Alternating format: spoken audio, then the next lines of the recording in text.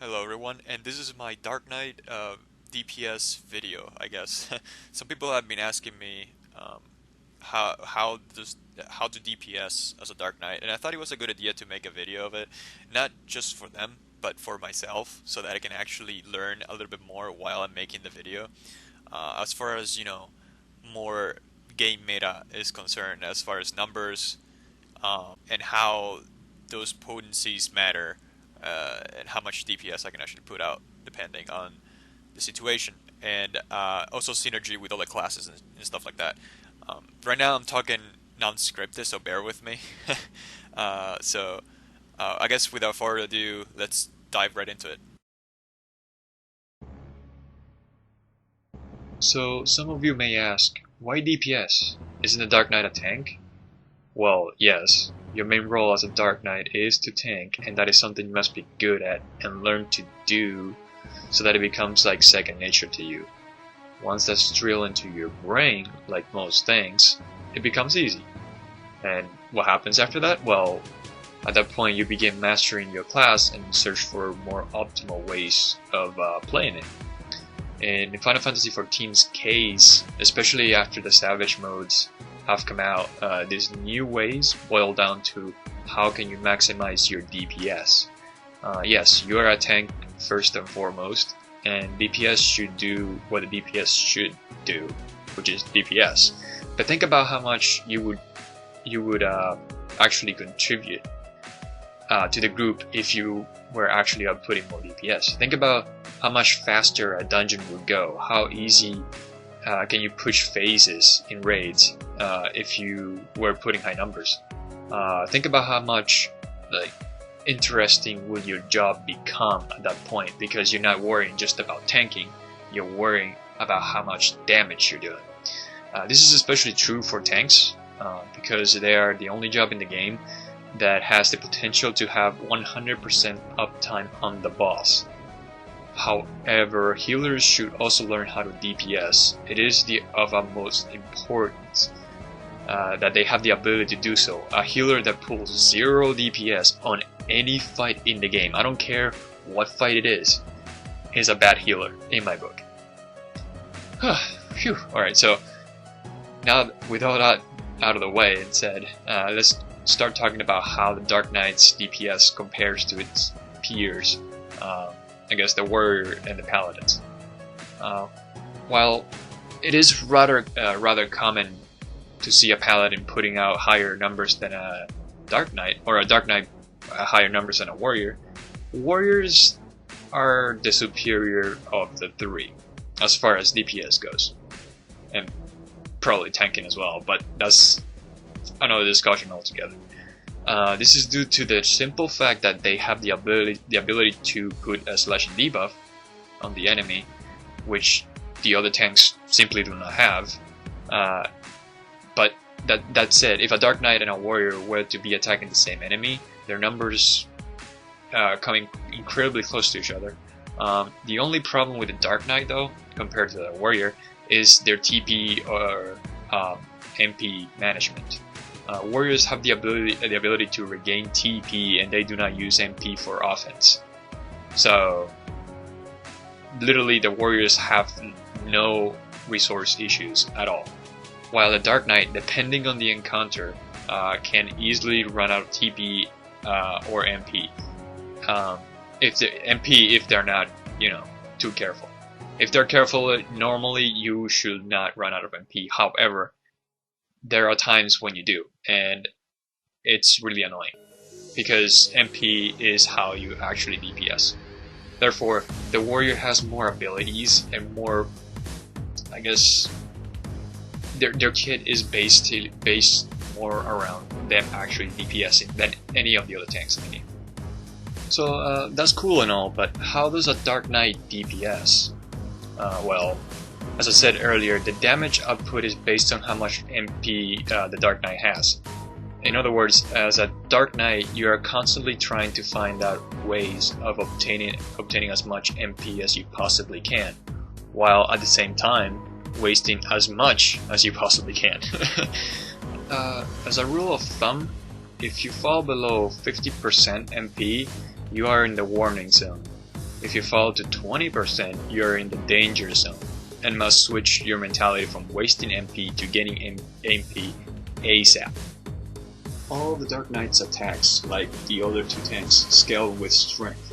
So the more strength you have, the more damage you do. This is where the gear comes in. Ideally for tanks, crafted strength accessories with vitality melt into them is really important. Because this way you can do high-end content and do a lot of damage while keeping a considerably good amount of health on yourself. If not, then you run into the cheaper but risky substitution of vitality accessories for strength ones, which it's also viable, but again, like I said, it's very risky.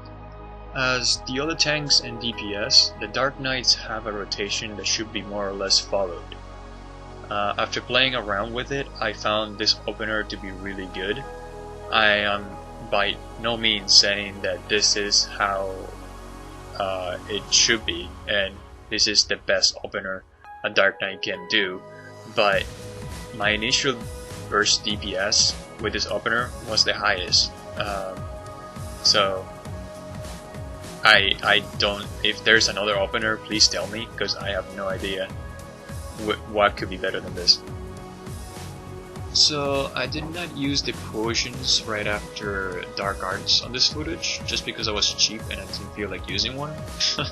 But trust me, it's possible to fit it in there, and it actually does increase your DPS by a lot. You start using Dark Arts so that after you use Keybinds bit, it is ready to be used for the first Soul Eater that you do.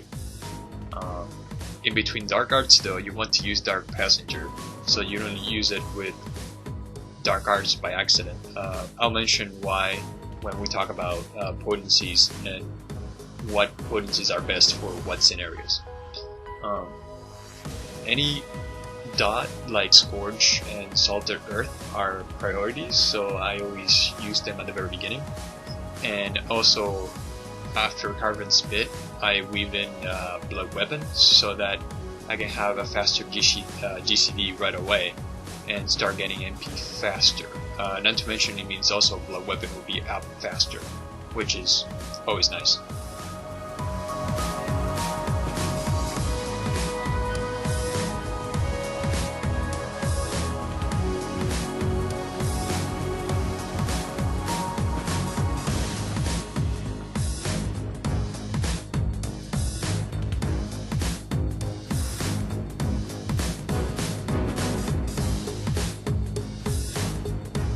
The rotation after the opener is pretty straightforward, with a few things to point out. First, use stuff on cooldown. Blood Weapon, Dark Passenger, Low Blow, Reprisal if you are tanking or being hit or whatever. Do not use Soul Eater or Keybinds bit without Dark Arts on single targets. Instead, after 2 or 3 Dark Arts Soul Eaters, you should use a Delirium combo, just to give yourself a little bit of a break to gain MP back and wait for a Blood Weapon to come back. If you do the opener and use Scourge right after Plunge, then Plunge should always line up for when you have to reapply Scourge, which is a good indicator if you do not want to keep track of the dot.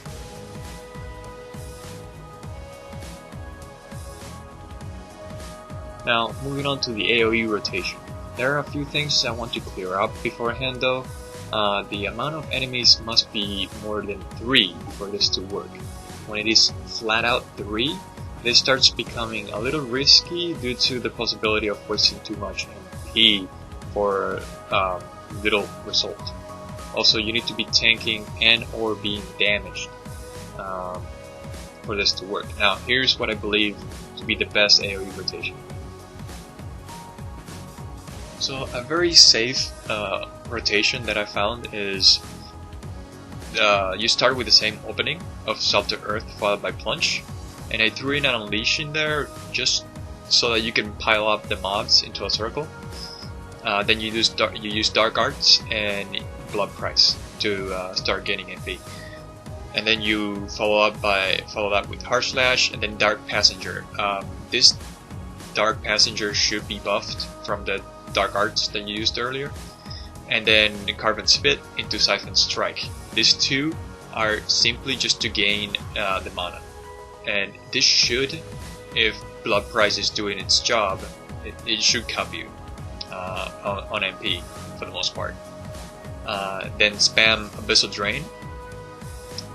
You can get away with using about 5 to 6 or even 7 of these without having to run low on MP at all, which it's actually really nice.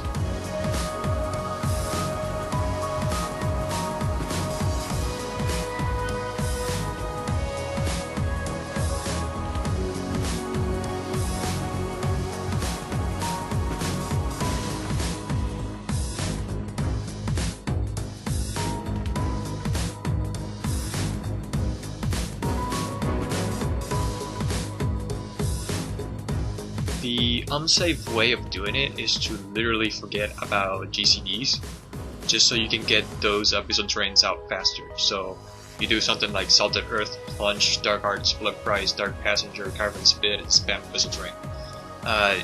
You should only use this on greater mobs, as far as numbers go, because I don't know if with 3 or 4 mobs is it possible for Blood Price to be that effective. As far as giving you the MP that you need in order for Abyssal Drain to, do its job.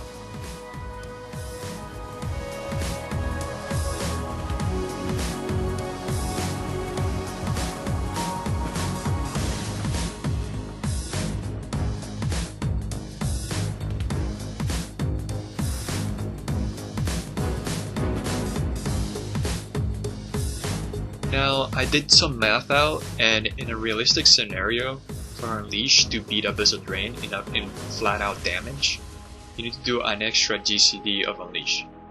But there are, 2 things wrong with this. The first is pretty obvious. Your actual damage per second may be lower because you literally wasted more time on an extra GCD.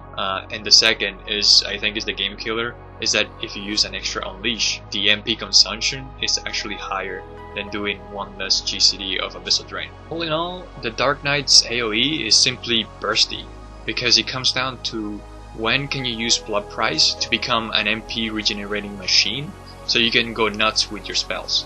And a final thing before I forget, Dark Arts Dark Passenger is actually good outside of anything but 1 enemy. So this means that your DPS will increase if you use Dark Arts on Dark Passenger on 2 or more enemies. Like if you have if you're just tanking 2 enemies, Dark Arts Dark Passenger is actually liable. So that's basically all there is to Dark Knight's DPS. I do want to mention that all of these things I talked about are under the realm of perfect DPS output, and most likely it's not realistic in many encounters, especially when you have the responsibility of holding hate and using cooldowns efficiently. Like I said before, you are a tank first and foremost. Do your job over everything else. Know the Dark Knight's utility to the party. Things like Reprisal and Delirium are good examples of how to stop the party from receiving high amounts of damage. Be sure to know when and why to use them. Once you think you're comfortable doing all of these things, then worry about your DPS and how can you play around it to perfect it on different fights. That said though, if you're not using Dark Side and spamming the Power Slash combo like I've seen many Dark Knights do, then stop it. You will be making my face red from all the face palming I will be doing, like seriously. But I guess that's it for the video, guys. I hope this guide was, I guess it wasn't even really a guide, I just rambled, was interesting for you guys, and many of you out there will be seeing higher numbers if you tried some of this stuff out. Peace.